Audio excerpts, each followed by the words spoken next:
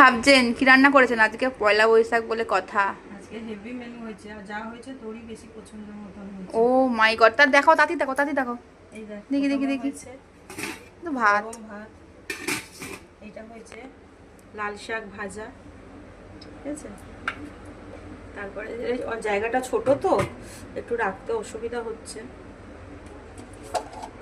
এখানে হয়েছে বেগুন ভাজা, বেগুন ভাজা, আলু ভাজা আর পটল ভাজা, ঠিক আছে। তারপর না।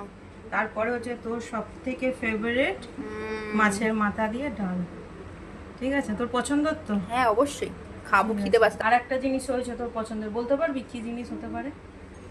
ভাবতে হবে। এই দে, চিংড়ি মালাইকারি।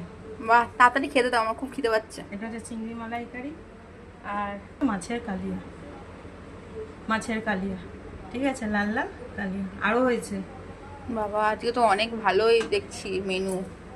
এই হচ্ছে চাটনি। চাটনিটা আমি নিরামিষই রাখি, কারণ এটা আমাদের সোমবারে নিরামিষ হয়, তখন আমি খেতে পারি। আর পাঁপড় ভাজা, ব্যাস। আর আজকে মিষ্টি হচ্ছে ফিষ্টি কিছু নেই? না, মিষ্টি যদি খাস তাহলে বলবো, না মিষ্টি না না, নেই। খাবো না, এই এত কিলো খাবার খেতে মোটা হয়ে যাবো আজকে আমি সব।